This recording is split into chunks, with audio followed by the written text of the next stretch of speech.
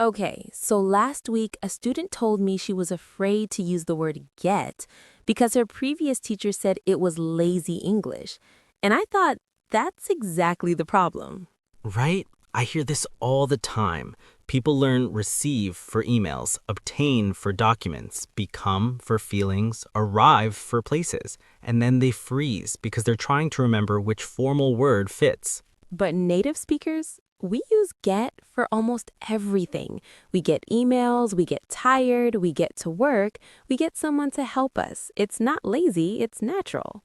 Exactly. The problem isn't using get. The problem is not knowing how it actually works. So today, we're going to show you the real patterns, not grammar rules, just how people really talk. And here's the thing, get isn't just one word with one meaning, it's a chameleon. It changes based on what comes after it. Once you see the patterns, everything clicks. So let's start with the most common situation. You're waiting for something to come to you. Imagine you're waiting for a package. Your friend asks, "Did you get it yet?" That's it. Simple. Did you get your package means did it arrive? Do you have it now? Listen to how we use this in real conversation. I'm still waiting. It should get here tomorrow. Oh, I got mine yesterday. It came super fast. Notice we're not saying receive or obtain. We're just saying get. Now, this works for anything that comes to you. Mail, messages, phone calls, visitors. Right. Did you get my text? Not did you receive my text, unless you're writing a very formal email. I got a call from the doctor's office this morning. We're getting company this weekend. That means visitors are coming. Let's practice. Repeat after me and don't worry about being perfect. Just let the rhythm feel natural. I got your message. Did you get the email I sent? I haven't gotten anything yet. Good. Now notice that last one. I haven't gotten. That's present perfect. It means up until now, nothing has arrived. But we're not here to analyze grammar. We're here to help you speak. So just remember, when something comes to you, mail, news, a visitor, you get it. Now let's shift. Different situation. You're not waiting for something to come. You're moving. You're going somewhere. Same word, totally different use. What time did you get to work today? I got there around 8:30. See? Get to means arrive. You moved. You reached the place. And we use this constantly. When will you get home? I'll get there in 10 minutes. Did you get to the meeting on time? Let's hear it in a short conversation. Hey, are you close? Yeah, I just got off the bus. I'll get to the cafe in 5 minutes. Perfect. I got here early, so I already ordered coffee. Notice, got off the bus, get to the cafe, got here. All about movement and arrival. And this is important. When you're talking about arriving somewhere, you almost always say get to plus the place. Get to work, get to school, get to the airport. But when you're talking about home, you just say get home, no to. Right. I got home late last night, not got to home. Let's practice. Repeat after Carlos. I'll get there soon. What time do you usually get to work? I got home around midnight. Beautiful. So now you've got two completely different meanings. One is about receiving, one is about arriving. Same word. The key is what comes after. All right, now this is where it gets really interesting because get also describes change. You're not getting a thing. You're not getting to a place. You're becoming something different. Let me show you. I'm getting tired. Not I'm becoming tired, just I'm getting tired. It's happening right now. You feel the change. It's getting dark outside. This is getting complicated. I got really frustrated with my computer yesterday. See the pattern? Get plus an adjective. That's how we talk about change. And native speakers use this all the time for emotions, physical feelings, situations. Right. I'm getting hungry. I'm getting cold. I'm getting excited. I'm getting nervous. The kids are getting loud. Traffic is getting worse. Now listen to this conversation. How's the project going? Honestly, it's getting stressful. The deadline is getting closer and I'm getting worried we won't finish. Do you need help? I don't want you to get burnt out. Did you hear all those changes? The project is changing. It's becoming more stressful. The deadline is approaching. The feeling of worry is growing. And get burned out means to become exhausted from too much work. This is huge for sounding natural because we don't usually say, I am becoming angry. We say, I'm getting angry. We don't say the situation is becoming difficult. We say this is getting difficult. Let's practice this pattern. It's so useful. Repeat after me. I'm getting tired. It's getting late. This is getting easier. I got really confused. Perfect. And notice that last one was past. I got confused, meaning the confusion happened and maybe you still feel it. Right. If you say, I'm getting confused, it's happening right now. If you say, I got confused, it happened before. But again, we're not trying to memorize rules. We're just listening to how it sounds. Okay, next pattern. This one is super common, but textbooks don't always teach it well. Right. So imagine you need something done, but you're not doing it yourself. Maybe you need your car fixed.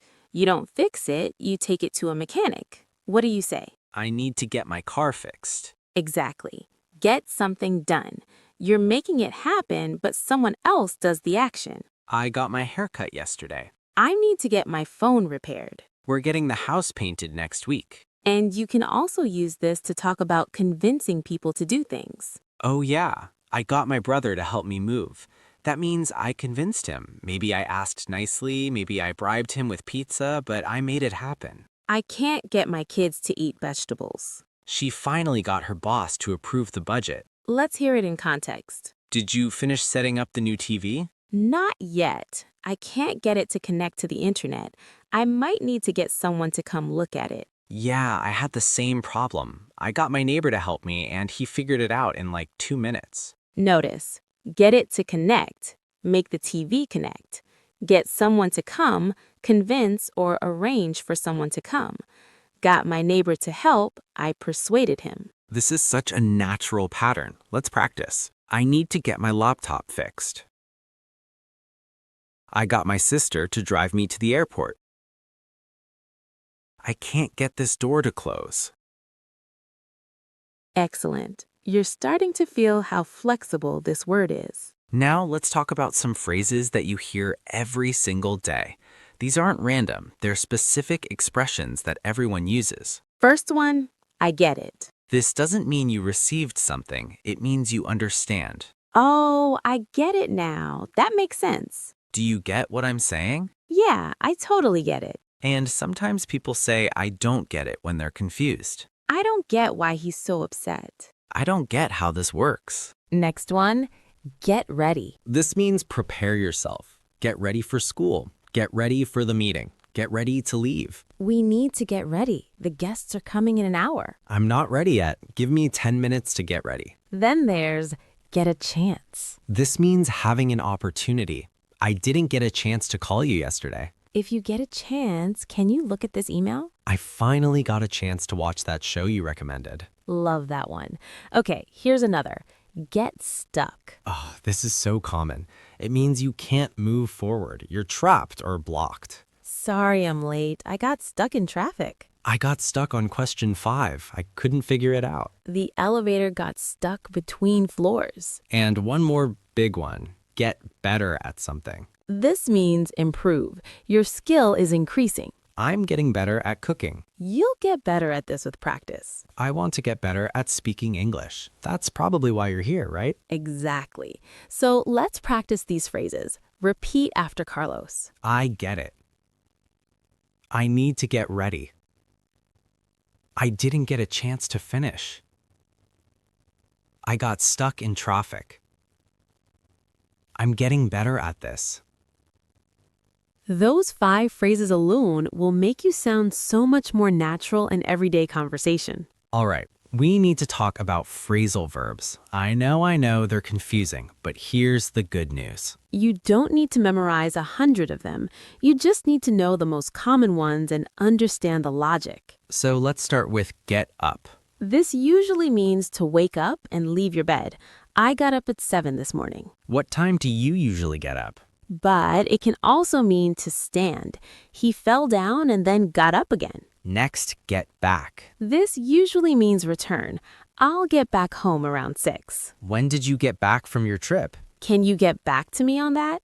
This means respond to me later. Right, like I'll check and get back to you. Then there's get over. Oh, this one's interesting. It means to recover from something, usually something emotional or physical. It took me a long time to get over that breakup. I'm finally getting over my cold. Get over it can also mean stop being upset about something, like move on. Yeah, though that can sound a little rude depending on how you say it. True. Okay, get along. This means to have a good relationship with someone. Do you get along with your coworkers? Yeah, we get along really well. My sister and I didn't get along when we were kids, but now we're close. And here's one people use constantly. Get out. Leave a place. Let's get out of here. I need to get out of the house for a while. What time did you get out of work? One more. Get through. This means to survive something difficult or to finish something hard. That was a tough week, but we got through it. I have so many emails. I don't know if I'll get through them all today. I finally got through that entire book. Let's practice a few. Repeat after me. I got up early today. I'll get back to you tomorrow. It's hard to get over a loss. We get along really well. Let's get out of here. Awesome. And remember, you don't need to know every phrasal verb. Start with these, hear them in real life, and you'll pick up more naturally. All right, we need to talk about a few mistakes we hear a lot, because once you know what to watch for, you'll avoid them. First one, mixing up get and take. Right, so if you're moving towards something, you get it. If you're moving something with you, you take it. I need to get my keys. That means go to where they are and pick them up. I need to take my keys. That means bring them with me. So I'll get the book from my room means I'll go grab it. I'll take the book to class means I'll bring it with me. Another one, get versus become. We talked about this earlier, but it's worth repeating.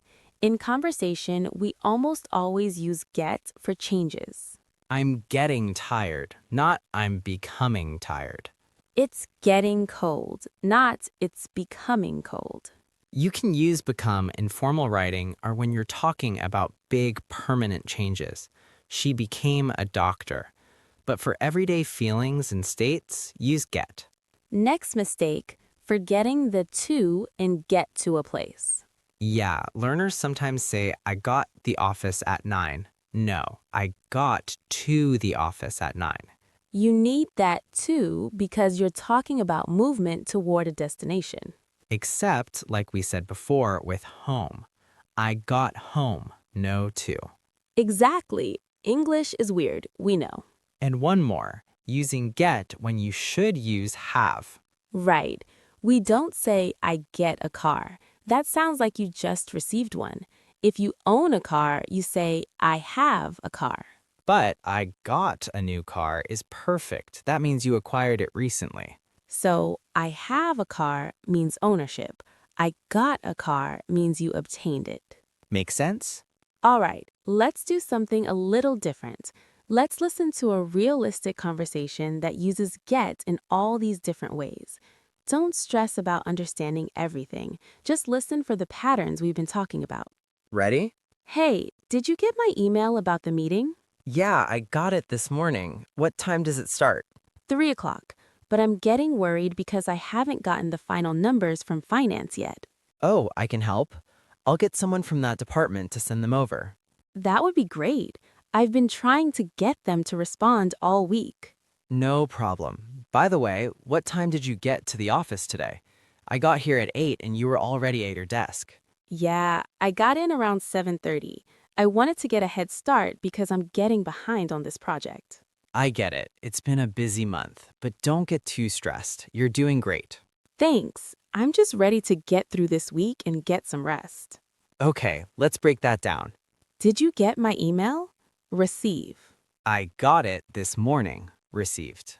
I'm getting worried. A feeling is growing.